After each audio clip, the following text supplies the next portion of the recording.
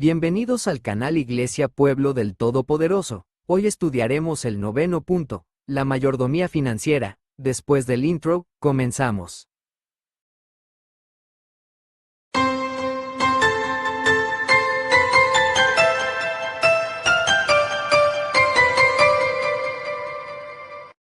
La mayordomía financiera. ¿Por qué? ¿Quién soy yo, y quién es mi pueblo, para que pudiésemos ofrecer voluntariamente cosas semejantes?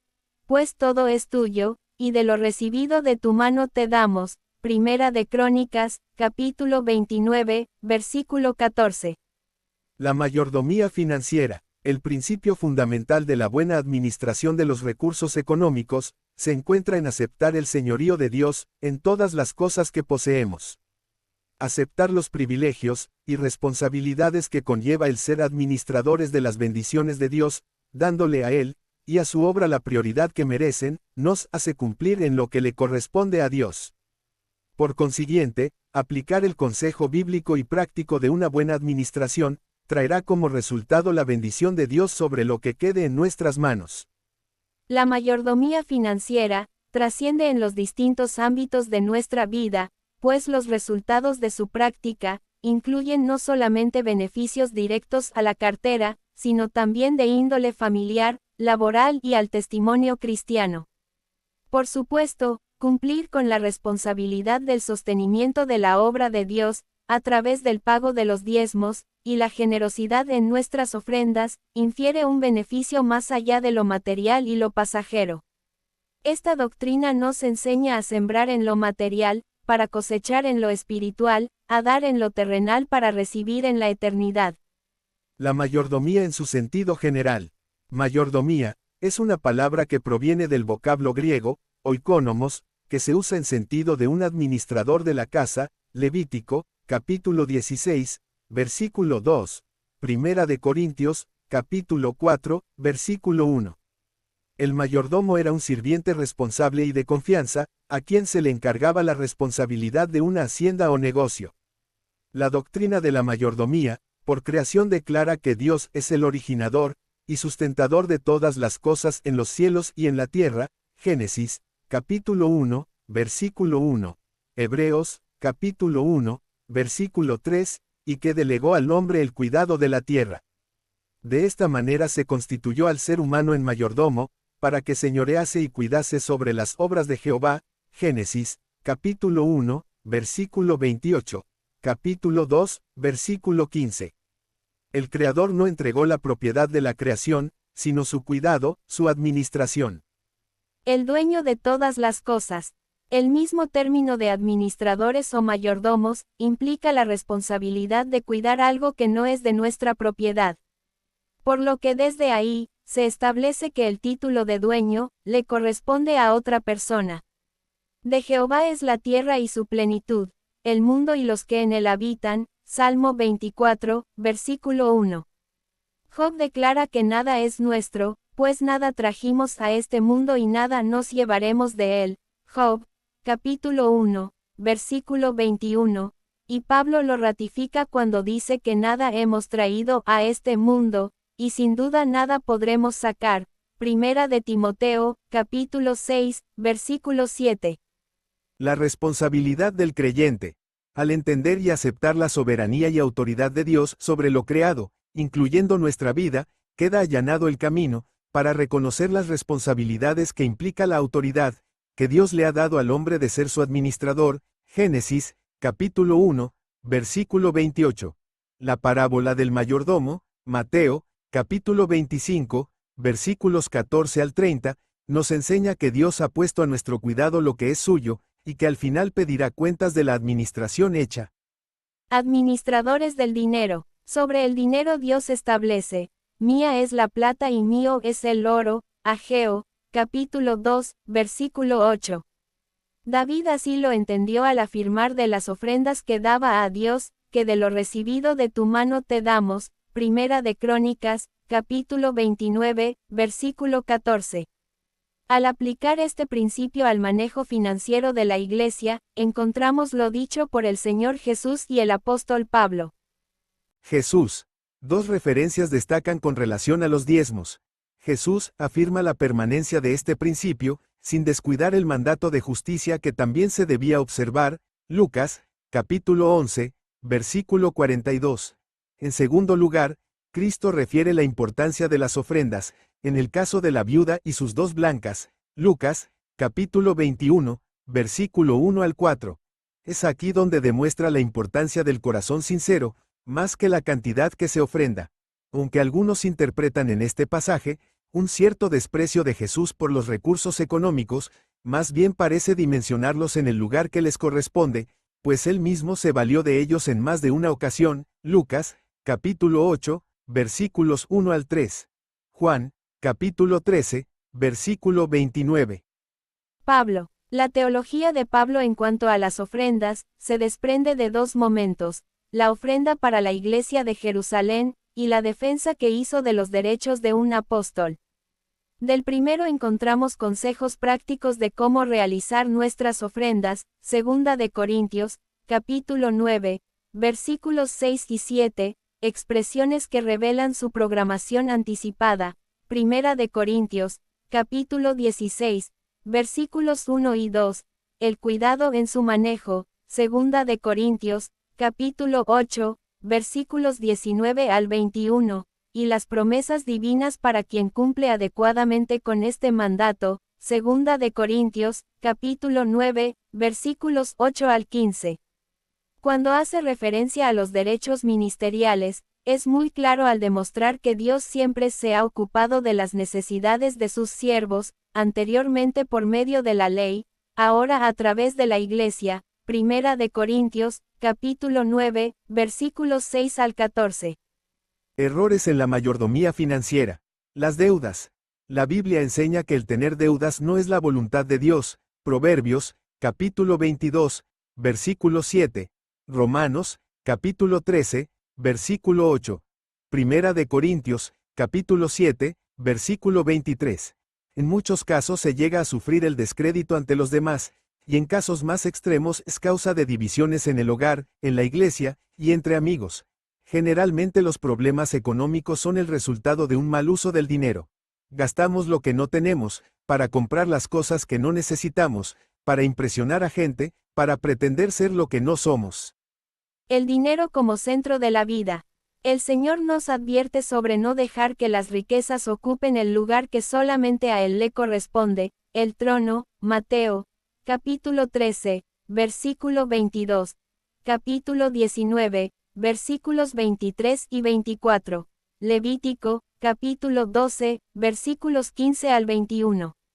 Es una realidad que el hombre no puede servir a dos señores al mismo tiempo, Lucas, capítulo 16, versículo 13.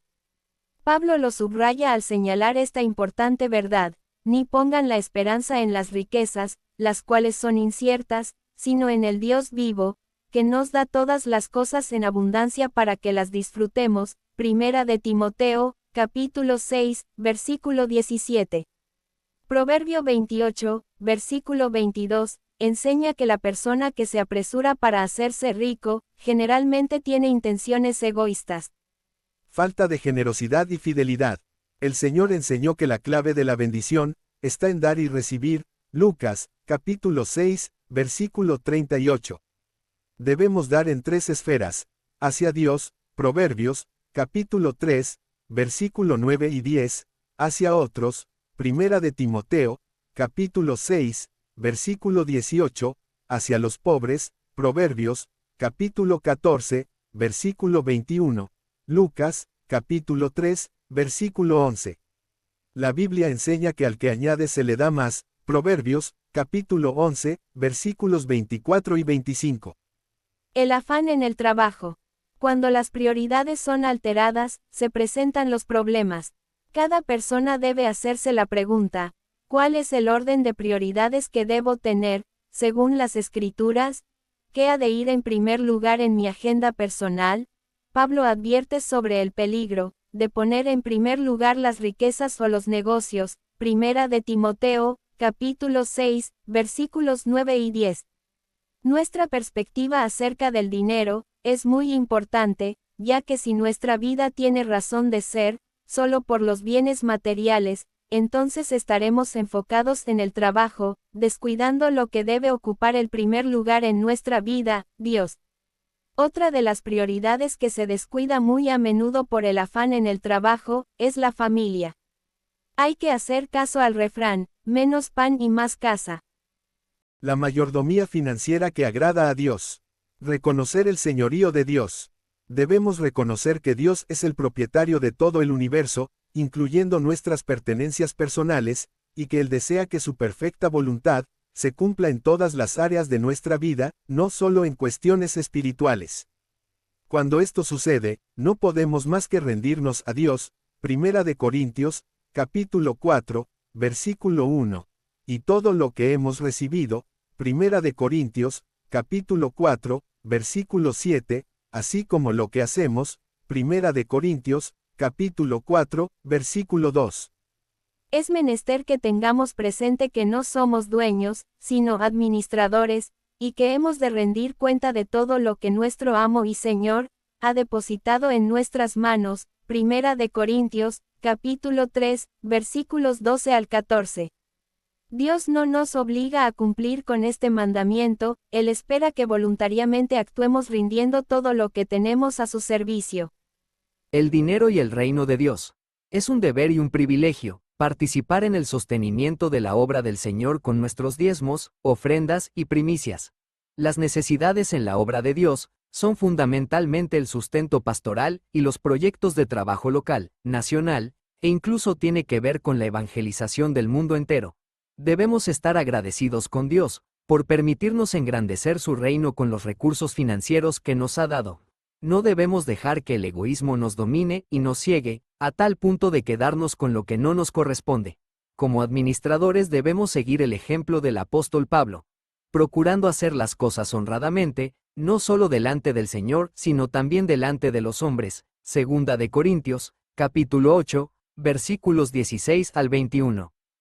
Consejos prácticos. A continuación, algunos consejos para la aplicación bíblica de la mayordomía financiera, que agrade a Dios y beneficie a nuestra familia. Librarse de deudas. No gastes tu dinero antes de ganarlo. Thomas Jefferson. En la actualidad las tarjetas de crédito están accesibles, casi para cualquier persona. Las empresas que se dedican a dar préstamos están proliferando, ya que algunos se sienten vulnerables por sus necesidades económicas. La ignorancia de los principios de administración financiera llevan a ser esclavo de las deudas. Proverbio 22, versículo 7, Romanos, capítulo 13, versículos 7 y 8. Habrá casos en los que se considere indispensable el conseguir un crédito, y por tanto contraer una deuda. Aunque tales circunstancias no son las deseables, cuando no exista otra opción viable, se debe emprender un cálculo minucioso de la situación y posibilidad real de pago, incluyendo intereses. Establezca un presupuesto. Un presupuesto es la previsión de gastos e ingresos para un determinado lapso de tiempo. Tome en cuenta los siguientes factores al elaborar su presupuesto. Elabore una lista de ingresos y egresos mensuales, gastos fijos, diezmos, ofrendas, impuestos, alimentación, colegiaturas, vivienda. Gastos variables, ropa, recreación, regalos. Determine el rubro correspondiente a sus ingresos mensuales. Todas las percepciones de la familia con las que podamos contar. Si usted tiene un ingreso mensual variable, calcule un promedio. Compare los ingresos con los gastos. Si el ingreso total supera al de los gastos, haga ajustes tomando en cuenta a los afectados para que cuadre su presupuesto. Ore al Señor pidiendo su sabiduría para poner en orden sus finanzas. Es probable que el proceso resulte doloroso, ya que se habrá de renunciar a ciertas comodidades que están fuera de las posibilidades económicas. Aprender a ahorrar. Génesis, capítulo 41, versículos 17 al 26, habla de la importancia del ahorro, e incluye importantes principios de planificación financiera, que podemos aplicar a nuestra economía. Esta historia es un magnífico ejemplo de sabiduría en cuanto al ahorro para el futuro. Algunas personas al llegar a la vejez, pasan verdaderas carencias económicas, ya que en su juventud no cultivaron un espíritu de ahorro. Esto no implica únicamente el abrir una cuenta bancaria, cosa por demás sana que nos conduce al hábito del ahorro, sino más bien en la capacidad de pensar antes de abrir la cartera para gastar. Pagar honestamente el diezmo. El pago del diezmo es un mandamiento que lleva aparejada una promesa. Si obedecemos, tendremos todo tipo de prosperidad en la tierra. Este bienestar consiste en algo más que bienes materiales, incluye el gozar de salud y progreso espiritual. Poner a Dios en primer lugar, siempre será la mejor decisión que tomemos, pues nos traerá grandes dividendos. Conclusión. El tiempo que nos toca vivir está plagado de materialismo. Si a esto le añadimos la filosofía que se tiene del dinero, entonces tenemos los factores que propician una administración financiera con prioridades distorsionadas, ajenas y alejadas de los principios bíblicos. También están los agentes que contribuyen a que el creyente tenga su economía llena de deudas. Si no queremos que esto continúe dañando a los hijos de Dios, será de carácter urgente que como iglesia enseñemos y prediquemos la revelación bíblica acerca de la mayordomía financiera. No perdamos la oportunidad de oír de los labios de nuestro buen Señor. Bien, buen siervo y fiel. Sobre poco has sido fiel, sobre mucho te pondré. Entra en el gozo de tu Señor. Mateo, capítulo 25, versículo 23.